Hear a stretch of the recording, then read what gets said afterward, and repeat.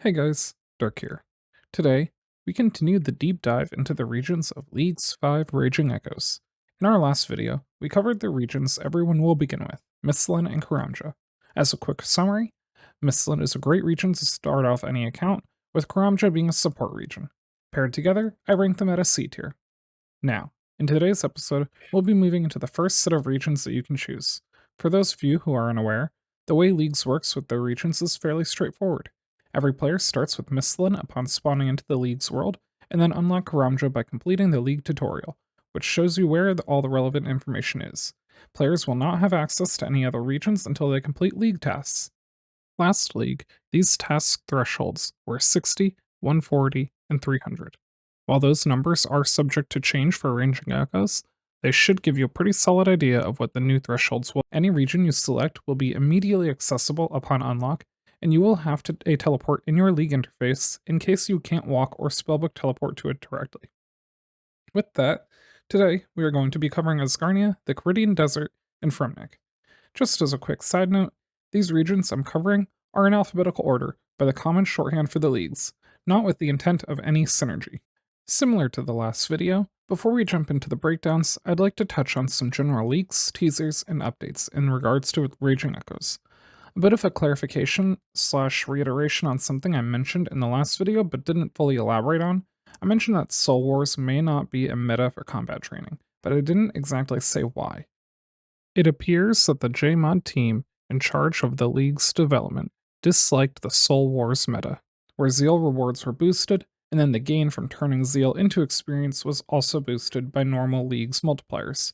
My guess is either Soul Wars will not have a boosted Zeal points, or will be capped at total daily gains, like was the case during the updates made during Trailblazer Reloaded. No tier of relics will be exactly the same as Trailblazer Reloaded. This could mean a small change in a relic or two, or relics having been replaced or reordered. Mod Arcane said that while Echo items are combat related, they may have some non combat uses, so it may be possible to find some skilling uses for these items. Mod Hootie said the next intentional reveal to be mid November. The last thing I want to touch on in general updates is that the League's Discord is doing an event. You must be in the Discord server and set your regions to participate. It will generate challenges of varying difficulty based on the regions you have, and then have you post some sort of proof for completing the challenges. Doing so will enter you into a raffle to earn GP in the main game. You can pause the screen now to read all the rules, or go to the server's special channel to find out about it. I figured I'd make a note of it in case anyone was interested. Now, let's hop into our first region. The Kingdom of Asgarnia is our first foray into selectable regions. Alongside Misthalin, Asgarnia is likely the second most recognizable region in the game. The city of Falador is the center point of this region. To the south, we have the town of Port Sarim and Remington Village. To the north of Falador is Taverley and Berthorpe. Asgarnia also was the lucky region to take control of the Troll Stronghold and God Wars Dungeon. The islands of Entrana and Void Knight outposts are also considered property of Asgarnia. You'll find some notable NPCs while traveling the lands of Asgarnia, starting out right in Falador. In the courtyard of the White Knight's castle, you'll find Sir Rewhirl, who is the Falador Achievements Taskmaster. This is a topic I somehow forgot to touch on in my previous region video, but each region will come with certain diary tasks auto-completed upon unlock, as those tasks will require other regions or multiple regions to complete. Unlocking Asgarnia will auto-complete only 3 tasks, one in each of the medium through elite diary tiers. Other than the bountiful experience reward you can gain from completing a diary tier, completing the Falador diary will give you a couple of full prayer restores by the time you get to the elite tier. A giant mole tracker, which will be great for those larger league tasks to kill the boss, and access to better ores at Motherlode Mine and area for mining amethyst in the Mining Guild. Speaking of the Mining Guild, you'll find the Guildmaster Gandrin there, who sells the Mining Cape, which can give a small chance to boost ores received. There's also another location here in Falador to purchase the Construction Cape. Down south of Falador, past Port Sarim, you'll find Thurgo, who sells the Smithing Cape. This cape has one specific useful benefit, being able to act as goldsmith gauntlets when worn, double the experience gain from making gold bars. As it stands, Family Crest is incompletable in any set of regions, so this perk is actually very helpful for gaining massive amounts of smithing experience. To the northeast, just past Remington, The Crafting Guild holds the Master Craftsman selling the Crafting Cape. The perk of this cape is one of the best in my opinion, providing a teleport that is only 7 tiles away from a bank. Further north, you can buy the Herbler Cape from Cake Mix in Taverley. You can remove the step of cleaning herbs to make unfinished potions with this cape, but if there's a relic similar to Production Prodigy in this league, those who take it won't find much use in this perk. Continuing along the path, Berthorpe has 3 more skill capes: Strength, Attack, and Thieving. Martin Thwaite offers the Thieving Cape, which is a helpful option for those who don't take a relic similar to Trickster. Strength and Attack capes, however, are overall useless. And of course, the Prayer Cape is also available in the Edgeville Monastery, which is part of Asgarnia, but is generally unnecessary. Above all those, however, just past the Warriors Guild lies Mac on Max Island.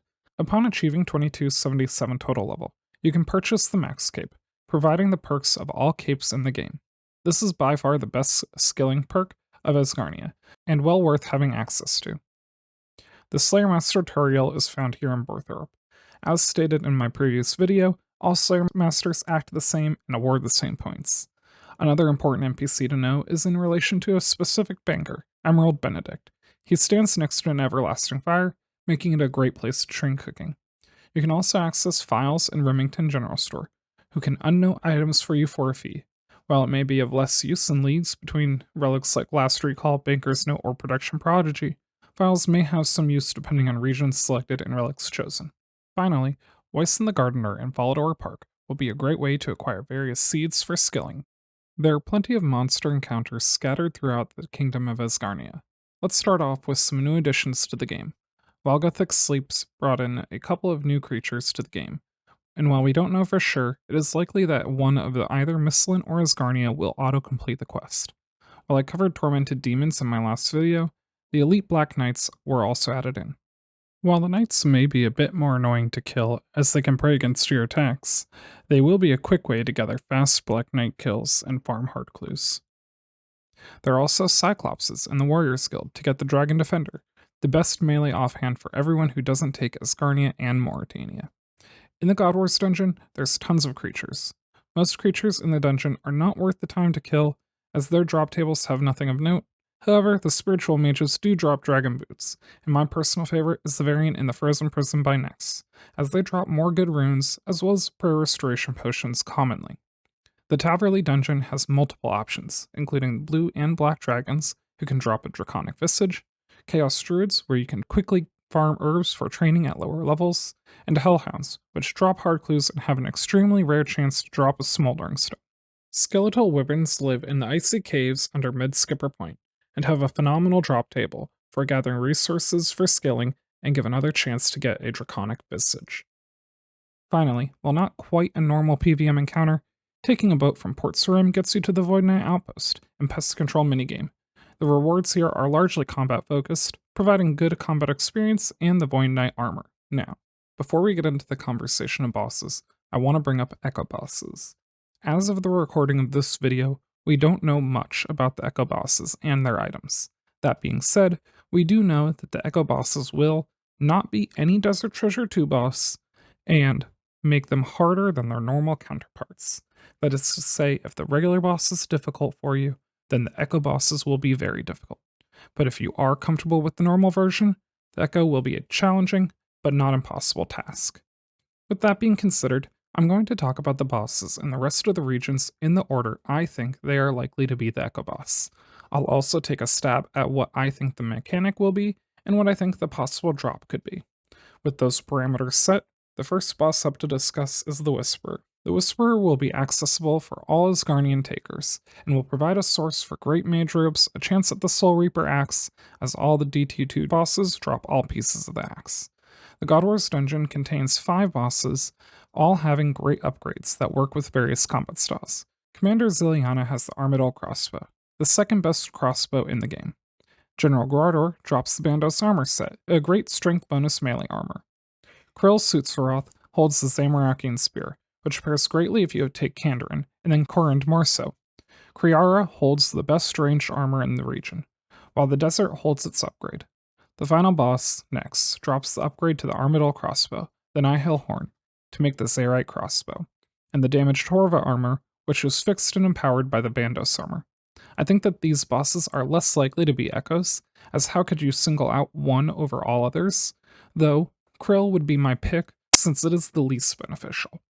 The giant mole is found under the grounds of Falador Park. This boss doesn't drop much other than mole parts, which can be exchanged for birds' nests with rings and seeds. There's lots of speculation that this will be the Echo boss. However, I think that due to the boss itself being so easy, any added mechanic would not make it worth it to hide a powerful upgrade behind it. My pick for Echo Boss of Asgarnia is Cerberus. This boss drops the Primordial, Pegasian, and Eternal Crystals, which upgrade the Dragon, Ranger, and Infinity boots respectively, making the best in slot boots for each combat style. You can also acquire a Smoldering Stone to making Infernal tools. I think that there could be an Echo mechanic to have lava chasing you around the area while fighting. Perhaps Cerberus also attacks multiple styles at once, or the ghosts will deal health and prayer damage at the same time, or even that the ghosts continuously spawn throughout the fight. I could see the drop being a pair of boots that have high defensive stats and dropping lava pools where you walk, for a few ticks. Then these deal damage to any creature standing on them. While small in size, Asgarnia does have a handful of good shops to peruse.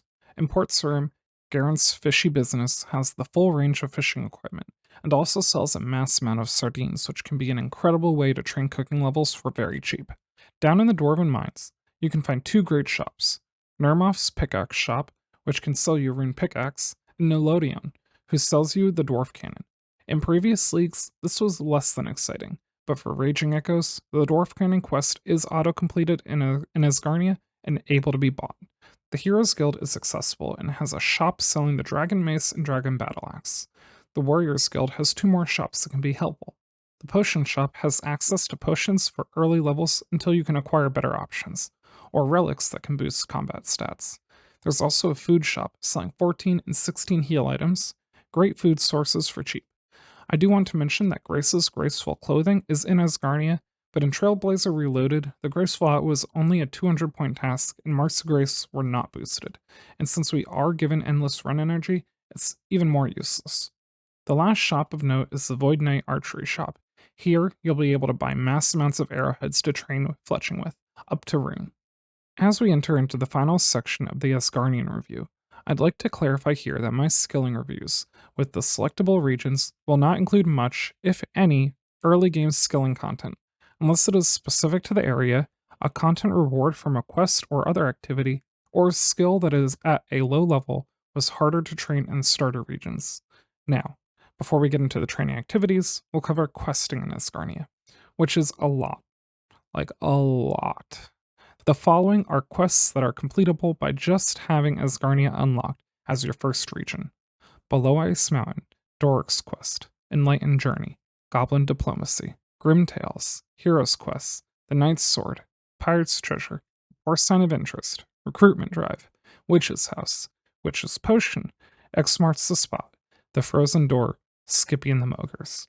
There are also a handful of quests that are completable based on the regions that you pick second: Animal Magnetism with Mauritania, Barrier Soul with Korend, Biohazard, The Corsair Curse, The Hand in the Sand, Scorpion Catcher, Troll Romance, Alfred Grimhand's Barcrawl with Kandarin, Between a Rock, Forgettable Tale, The Land of the Goblins with Fremennik and Kandarin, Another Slice of Ham, The Giant Dwarf with Fremennik, The Sea Slug with the Desert and Kandarin, and A Tale of Two Cats with the Desert.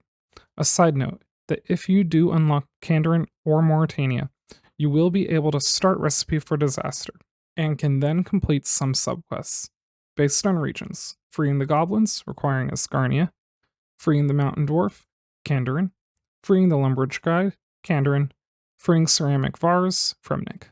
Lastly, Wanted and Devious Minds are completable if you choose Mauritania and Wilderness, and get lucky that your 4 random locations are within the 5 regions you have access to, an approximately 1.1% chance. Moving on to skilling options in Asgarnia, let's first cover what is not available. There are no hunter creatures spawning in Asgarnia. I do, though, want to make a note of something I glaringly skipped over in my starter regions video: Puro. It will be accessible as soon as Raging Echoes begins, and rare Implinks will have a better chance to spawn both in the overworld and in Puro. There's also no special smithing training areas, techniques, or methods in Asgarnia. While there is a fishing shop in Port Sarim, you'll find few fishing spots of use in the region. And of course, other than the early game cooking method I mentioned earlier with sardines, you won't find much more here. There's also no new trees for woodcutting, firemaking, or fletching anywhere in the area, though rune arrowheads and amethysts are a new introduction to the fletching training. Thankfully, there are plenty of training methods introduced with Asgarnia to round it out. Mining has some great options. Beside the scattered mines across the region, the Dwarven mine alone carries a wide variety of ores ranging from tin and copper to runite.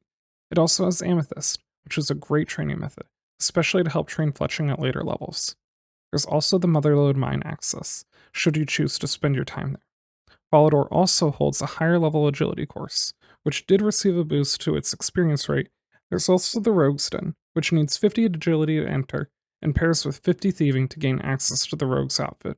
This outfit is great to use in thieving as it doubles loot gained, which when levels come as fast as they do in leagues, can be helpful to get a little bit more bang for your buck. Asgarnia gives access to Jadix's Herblore shop, which while doesn't contain much for training, does sell Eyes of Newt as well as vials. You also gain easy access to Blue Dragon Scales, Amethyst Crystals, and Bird's Nest Nihil Shards. The Crafting Guild is a great place to gain access to various training methods for the skill, as do the charter ships to buy sand and soda ash to blow glass. There are 4 new rune crafting altars in the region. However, the only one of particular note is the Law altar. It will be an upgrade over all the other altars you had access to in the starter regions. Asgarnia has a good variety of farming patches. One Spirit Tree patch in Port Sarim, one Bush patch outside of Remington, one disease-free herb patch, Troll Stronghold, with another normal herb patch along with 2 allotments and a flower patch at Sarah's farm. And then there are 2 tree patches, one in Taverley and another in Falador Park, which is protected upon completion of the Falador Elite Diary. Lastly, unlocking Asgarnia unlocks the Mahogany Homes minigame. If you choose to participate in this training method, you will only have contracts assigned to you in cities you have access to. If this is your first region selected, that means just Varrock and Falador. In the southeastern corner of the map, just through the gates outside of Lumbridge, we enter into the Kharidian Desert. This region, over the past few years, has been greatly supported, though between Trailblazer Reloaded and Raging Echoes, there hasn't been much touched here. We start out in the city of Alcarid, the only city that is safe from the desert heat. Going down south through Shantae's Pass, you'll enter into the vast expanse of the desert, where the heat will damage you as you move about on foot. The region is split down the middle by River Elid. On the eastern side, you can find Narda, and at the southern tip, Sofanim. On the western side of the River Elid, there are settlements of Polnivnich, the Bedouin and Bandit camps, and the ruins of Unka. There's also, of course, the forgotten city of Necropolis, holding the tombs of Amasket. Within Alcarid, there is only one achievement diary, the Desert Diary. Unlocking the region will complete 1 medium, 2 hard, and 2 elite diary tasks, allowing you to finish the rest. The diary itself is very rewarding. It offers teleports to Shantae Pass and to Narda, which are close to a bank and the Elidinus statuette, which acts as an ornate pool. It blocks desert heat when worn, and allows for multiple services to work with noted supplies. Located in the desert just east of Alcarid is Amir's Arena. While dueling other players has no benefit to you during League, what is important to note is that the Surgeon General Tafini is located in the hospital room. This NPC will sell you the 99 hit point cape, which can help auto-regenerate HP faster than normal. You can find Zahur and Narda, who can be used to assist in potion-related cleaning. Though, if there is something similar to Production Prodigy, using her services will lose out on experience. Unlocking the desert provides you with a handful of monsters to be able to fight. The 3 variations of Calphites are all hidden away in the desert, each with different usefulness and drops. You can also find the Dust Devils in the Smoke Dungeon west of Narda. There's also the AFK Bandit mobs in the Bandit camp. Simply pop on a Saradomin or Zamarakian item, and you'll be good to be in combat for a while. Keep in mind that unlocking the desert provides access to the Ancient Magic spellbook. The various spells here would be great in different content across the league. Around the desert, you'll also find a couple of boss encounters.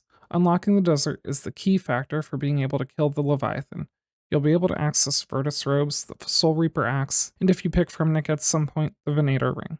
Then, we have the designated Echo Boss for this region, the Calphite Queen. I say this with certainty because it is the only 100% confirmed Echo boss so far. The queen will normally drop the dragon chain body, two-handed sword, and pickaxe. Now, we do know that the echo drop here is going to be a ranged weapon, but there's going to be some sort of quirk to it. I think something that could be cool would be taking something from the bug herself and either making a ranged weapon that can deal magic damage, or a ranged weapon that shoots two projectiles at once, one being ranged based, the other mage based. In my mind, an Echo Calphite Queen fight would be cool to see if they try to make it an updated fight to today's bossing mechanics. My dream would be to reduce the accuracy of her attacks, but add in some secondary mechanics to work with, like poison pools spawning to keep you moving, or give her a shield with orbs to keep it up, and you have to drag the spawned workers around to break the shield up. The final PVM encounter in the desert is the game's third raid, the Tombs of Amasket. Raging Echoes will essentially have four versions: entry mode, normal, expert, and what you could call expert plus. Completing the tombs and being able to grab a unique item from that glowing purple sarcophagus could provide you with the Lightbearer, Osmumten's Fang, Eludinus Sword, Missoria Armor, and the top prize of any raid, the Mega Rare drop. I leave that vague because pulling a Mega Rare will mean being able to get the Twisted Bow, Scythe of Vitor, or Temekin's Shadow. We don't know yet whether there will be some sort of dupe protection, but Mod Arcane did mention that you will see the sprite for a bow or scythe in Osmumten's sarcophagus. While low in settlements, the desert has a good amount of very helpful shops to take advantage of. Starting right off in Alkharid, you'll find a gem stall where you can buy mass amounts of uncut gems and sell them back in a cut version. This proved to be very profitable in Trailblazer Reloaded, even at early levels. There's also Zeke's Superior Scimitars, Louis' Armored Leg Bazaar, and Renal's Super Skirt Store, which can all provide easy access to metal armor to use at Giant's Foundry. There's also Ali Morrisane and his discount wares. He has 4 different versions of his shop, though the most useful one being his rune store. Here, you can buy every rune in the game other than combination, astral, and wrath runes. Shantae runs a store down at his pass, which sells a handful of items you may find useful earlier on, like bronze bars, water skins, ropes, and buckets. Traveling all the way to Narda, you can find the Narda Hunter Shop, which will provide better access to every kind of hunter training item needed. Sedu's Adventurer's Store has a handful of green d'hide and rune armor, which may be useful for varying purposes. Down in Sophanim, there is a crafting supply store, which is helpful for those who don't have another option until they unlock the workshop in their player-owned house. And finally, in the Ruins of Anka, you may sell your low-level raw fish rewards from Temperos or pick up some fishing supplies. The selection of playable quests requiring or taking place in the Kharidian Desert is rather small, though many will be helpful or even necessary to unlock content in the region. The quests requiring access to only the desert are Beneath Cursed Sands, Contact, The Golem, Shadow of the Storm, Sleeping Giants, Spirits of the Elid, Into the Tombs, What Lies Below. The Freeing Evil Dave recipe for Disaster subquest is also completable with the desert if you also unlock Kandarin or Mauritania. It is also theoretically possible to complete the Family Pest if you have also unlocked Fremennik and Kandarin, but really, why would you want to? As for skilling opportunities, the desert is actually surprisingly flush with decent to great places to train. You can find tin and copper through adamantite ores in some of the various mines across the region.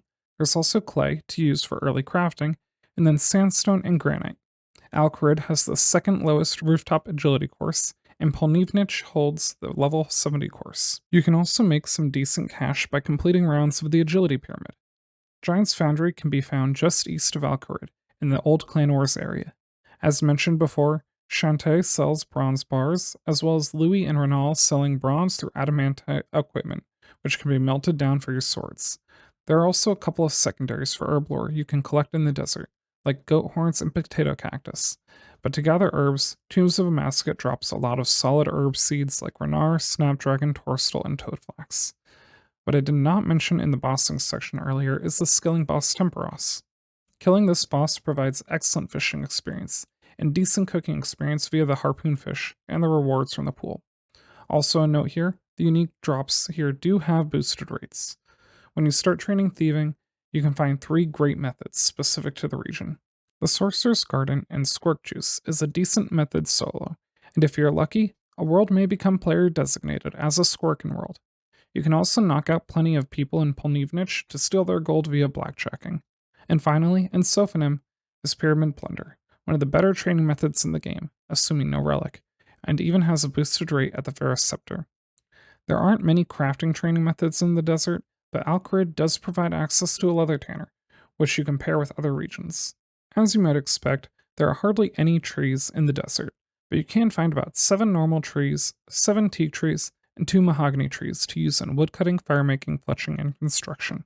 There are also 2 magic trees. You can also get a very small amount of construction experience at Temperos, fixing the mass. Alcarid has a single runecraft altar, the Fire Altar, but you can also train at Guardians of the Rift. The minigame is accessible only by unlocking the desert and has boosted drop rates on the unique items. It is important to know that certain altars are locked behind having quests completed, and if you do not choose the regions to complete those quests, you will not be able to enter to make those runes. There is exactly one farming patch located in Alcarid, a cactus patch. The Mage Training Arena, which recently received a solid boost to its playability, is a great place to train your mage while also unlocking some nicer early game mage gear as well as the Bones to Peaches spell. Lastly, should you wish to train Hunter, you can hunt birds, desert devils, and orange salamanders.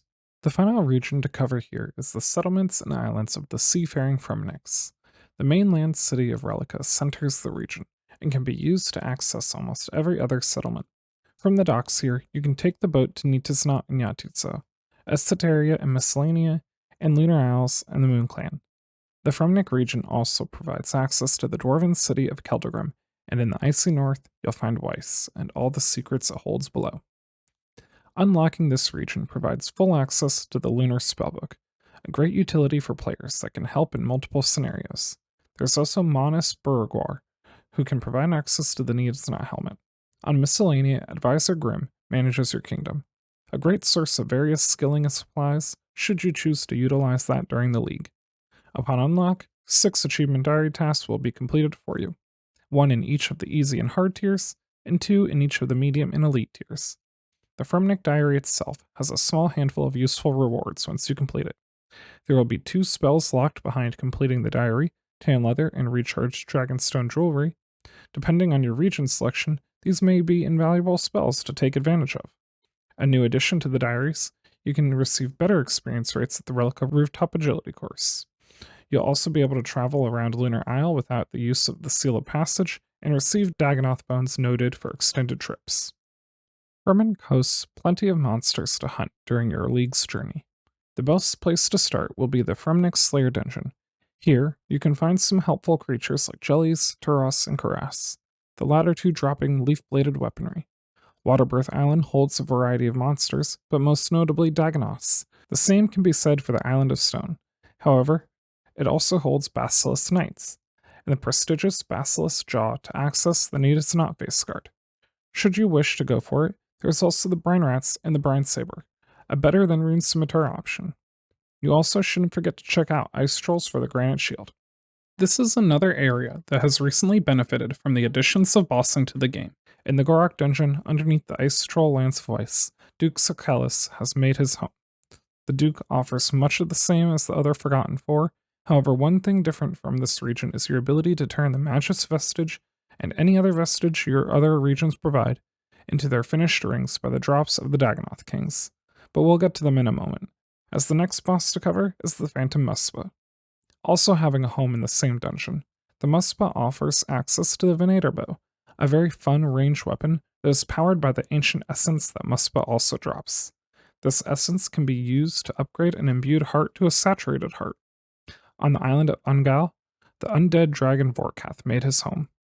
While the drops here are most focused on the very rare skeletal and draconic vestiges, the GP and raw materials available are bountiful.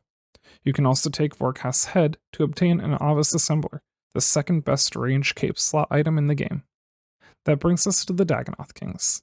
In the teaser for Raging Echoes, we were shown the Kings being an example of an Echo boss. Interestingly enough, there has been no confirmation that any one king or all kings will be Echo bosses. I think it is most likely going to be the case that we'll fight the Dagonoth Overlord, a combination of the 3 using all combat styles. It fires off attacks in rapid succession like the Leviathan, but no breaks, requiring you to rotate prayers constantly while fighting it. The Overlord could drop a body that has insane tribrid stats, specifically having a strength bonus, range strength bonus, and a magic damage boost that is higher than any other individual body in the game. Surprisingly, there are very few shops of intense interest, but the few there are will be very useful. There are 3 different fishing shops that sell supplies to fish and sardines: Exoteria, Miscellany, and Relica, though the one in Relica is the only shop close enough to arrange to benefit from good early cooking training. In the Lighthouse, Jossic will sell you the God Books, which can be good offhands for whichever combat style you choose once you fill it with its associated pages from clues. Skullgrimmin's Battle Gear also offers the Fremennik helmets, and each combat style for the players to choose. On Lunar Isle, Baba Yaga has a magic shop that sells all basic elemental runes, and nearly every catalytic rune, but most important, astral runes. Using the lunar spellbook will burn through those runes based on use. Keldagrim also holds a couple of shops as well. The ore cellar in the blast furnace basement is a great location to pick up copper, tin through mithril ores, and coal. Pickaxe is Mine offers steel through rune pickaxes. Centauri's quality weapon shop offers an eclectic stock of gear that may be helpful at different points in time. And of course, the Keldagrim Stonemason is going to be a very important resource to give Fremennik players access to the best player-owned house through these resources, though it's no longer solely Fremennik reward. But we'll get into that in a future video.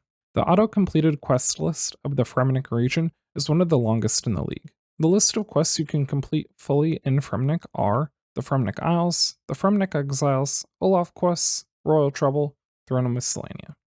Making History is available to be completed by taking Kandrin in Mauritania as well. There are about 10 mining locations spread out around the Fremennik provinces in Keldagrim, including a runite rock.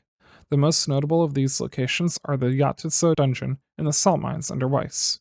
In Relica, you can find a rooftop agility course that was buffed during Project Rebalance, and then up on the iceberg, the penguin agility course can be found. This course does have one of the best chances to receive the giant scroll pet. Keldagrim holds the blast furnace, which in leagues will be attended by the dwarves in every world. Hop on in to train your smithing here with any ores. You can claim ice gloves from the sage and lumbridge to use here. Between the Muspa, Vorkath, Turos, and Kuras, there's plenty of access to seeds or herbs to train herblore, then include a variety of solid secondary sources like blue dragon scale, snapegrass, various seeds for other secondaries. Fremennik offers tons of ways to easily train herblore. On the other hand, there's minimal specialty training in fishing and cooking. There are a couple of sharks and lobster spots around the area, and that's about it. The Fremenniks in Relica will be an option to pickpocket starting at level 45, as well as various stalls spread across the region. The bosses here also provide access to bones better than the starter region for prayer training.